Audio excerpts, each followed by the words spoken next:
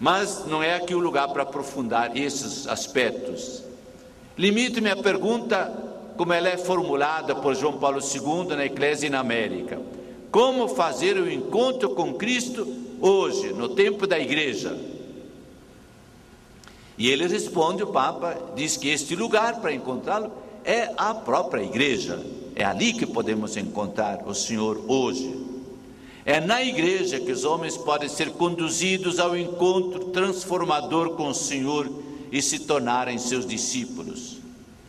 João Paulo II acrescenta dizendo: para que a procura de Cristo presente na sua igreja não se reduza a algo meramente abstrato, é necessário mostrar os lugares e os momentos concretos nos quais, no âmbito da igreja, é possível encontrá-lo.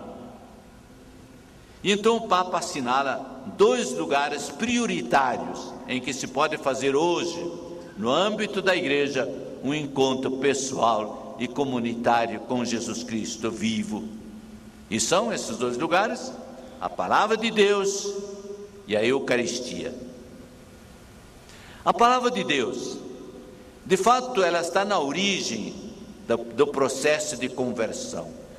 Já citamos o apóstolo Paulo, que afirma que a fé nasce da pregação. Trata-se inicialmente da pregação do querigma, seja ouvindo a palavra, seja lendo-a. No caso de leitura da palavra, o Papa recomenda a Lectio Divina para fazer este encontro.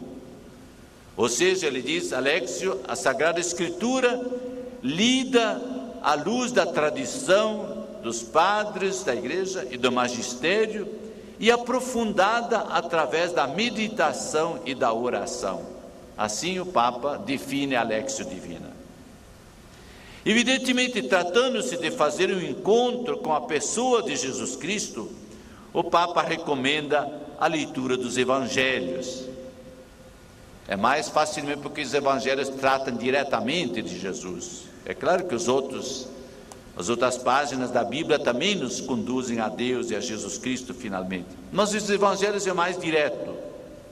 A leitura destes textos do Evangelho, diz o Papa, quando acolhida essa leitura com a mesma atenção com que as multidões escutavam Jesus na encosta do Monte das Bem-aventuranças ou na margem do lago de Tiberíades, enquanto ele pregava desde a barca, produz autênticos frutos de conversão do coração. Portanto, o itinerário do discípulo passa pela escuta da palavra de Deus, sobretudo nos Evangelhos. O discípulo é essencialmente alguém que escuta o Mestre.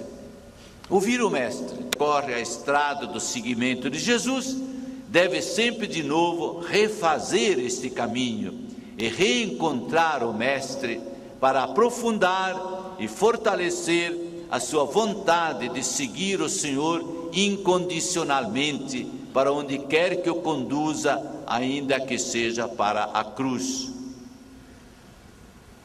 Outro lugar prioritário, como diz o Papa João Paulo II, para o encontro com Jesus Cristo é a Eucaristia. Contudo, participar da Eucaristia já supõe a fé e o batismo. Portanto, a pessoa já se apresenta à mesa eucarística como discípulo, que já teve um encontro inicial com o Senhor, o qual suscitou a sua fé e a levou ao batismo.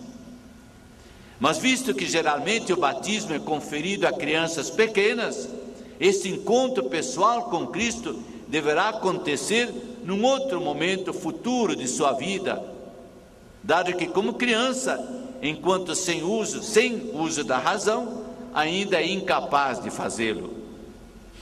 No momento de sua primeira Eucaristia, isso já deverá ser possível. Mas o encontro com Cristo não se faz uma só vez na iniciação cristã. É importante que seja refeito sempre de novo, através da vida, para aprofundar a fé do discípulo e sua adesão a Cristo. O documento de Aparecida diz: A Eucaristia é o lugar privilegiado do encontro do discípulo com Jesus Cristo. Com este sacramento, Jesus nos atrai para si e nos faz entrar em seu dinamismo em relação a Deus e ao próximo. Igual às primeiras comunidades de cristãos, hoje nos reunimos assiduamente para escutar o ensinamento dos apóstolos, viver unidos e tomar parte no partir o pão e nas orações, como diz Atos dos Apóstolos. A comunhão, portanto, da igreja se nutre com o pão da palavra e com o pão do corpo de Cristo. A Eucaristia, participação de todos no mesmo pão da vida e no mesmo cálice de salvação, nos faz membros do mesmo corpo. Ela, a Eucaristia, é a fonte e o ponto mais alto da vida cristã, sua expressão mais perfeita e o alimento da vida em comunhão. Ela que alimenta a nossa vida em comunhão, ou seja, em igreja. Na Eucaristia, continua o documento, na Eucaristia nutrem-se as novas relações evangélicas que surgem do fato de sermos filhos e filhas do Pai, irmãos e irmãs em Cristo. A igreja desaparecida que celebra é casa e escola de comunhão, onde os discípulos compartilham a mesma fé, esperança e amor ao serviço da missão evangelizadora. É a Aparecida que diz. Segundo, o missionário. Já vimos o discípulo, agora o missionário. Como vimos, o verdadeiro discípulo sempre se transforma em missionário. Se você ainda não é missionário, vê lá como você é discípulo. Como vimos, portanto, o verdadeiro discípulo sempre se transforma em missionário.